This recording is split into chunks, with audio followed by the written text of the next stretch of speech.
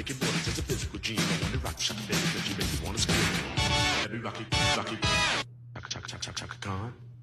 Chaka Khan. Chaka Khan. Chaka Khan. Chaka Khan, let me rock, Chaka Khan. All right, let that live, be an earwig in your ear for the rest of the day. I hope that brought back some good memories. Shaka Khan. This is my problem with government. Government sticks their nose into everything, tells us what to do, and doesn't really consider all the ramifications. A couple of weeks ago, I told you about Campbell requiring all their residents to get rid of their gas appliances and replace their water heater with an electric water heater. And torpedoes be damned, full steam ahead.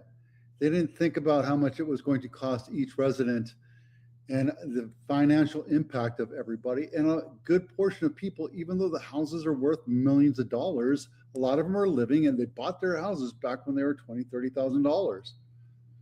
You can afford to put in an electrical panel, a new upgraded panel, which is $3,000, $4,000, $5,000. And then on top of that, they have to do the new electric water heater and then get rid of their gas stove and gas this and gas that.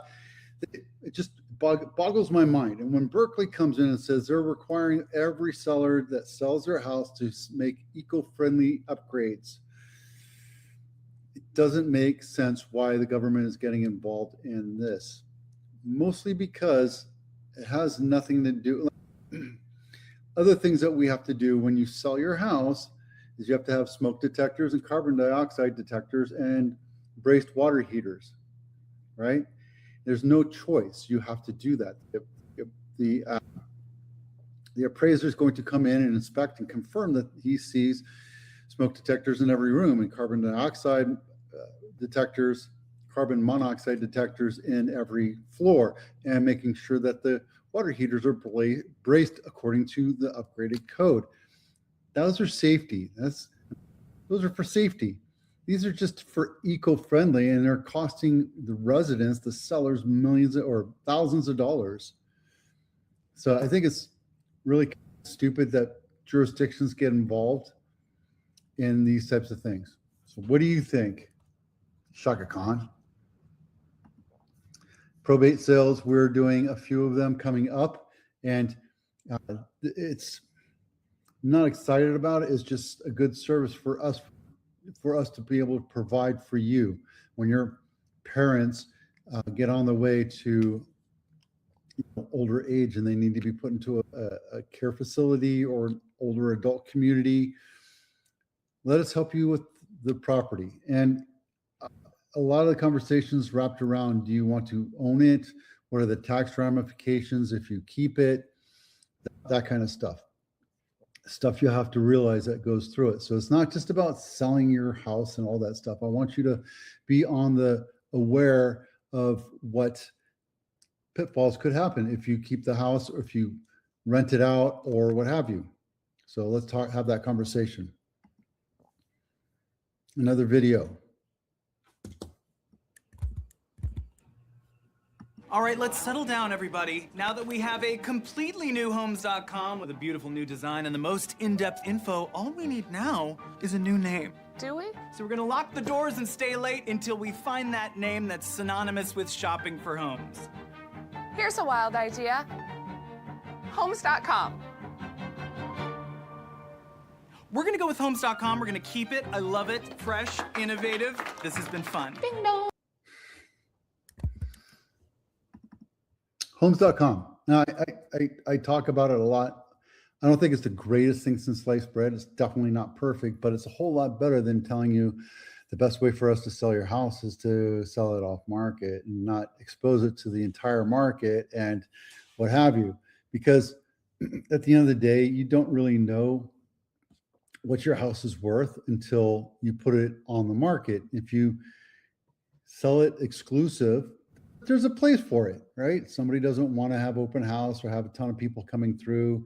You make it very exclusive. I get that, but it's just a total grab.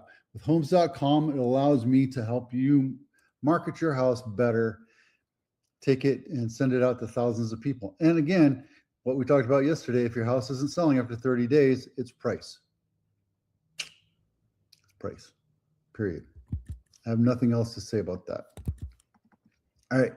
It's now not officially in buyer's market, but this is the time to start looking. If you're thinking about buying a house and you're putting it off and waiting for what have you, rates aren't going to come down. I don't think they're coming down in June either. This is the time to look for houses because there's less buyers, there's less competition. Download your buyer's checklist. And nothing else is really changing here, but I did do some more research on median or average sales prices across Santa Clara County, and I will be sending this out as well. This right here is very telling. These numbers that you're looking at right here, those are the average sales price for that month and that year, that correlation. The reason why I have this one in 2025, March of 2025, is that's when we peaked. Now we're coming back. We're supposed to be in a selling season. We're at 2,544 versus we're $50,000 off. But here's your chart. Shows you that last year, that's when we peaked. We haven't hit that mark again since then. We've threatened it a couple times, but we never really got close.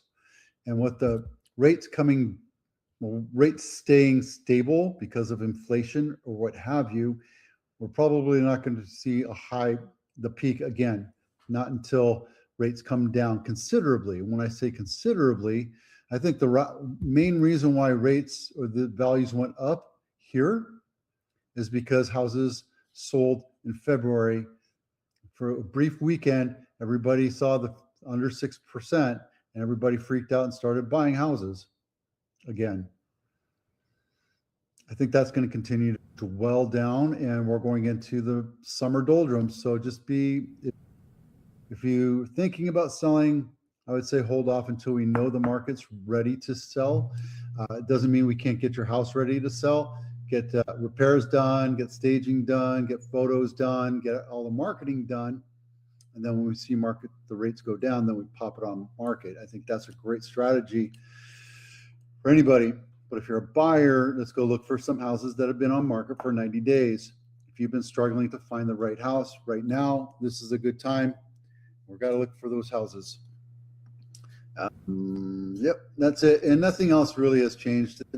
We're still technically in a seller's market, but I think we're getting close to being a buyer's market, especially if something terrible happens to the economy, to the globe, what have you.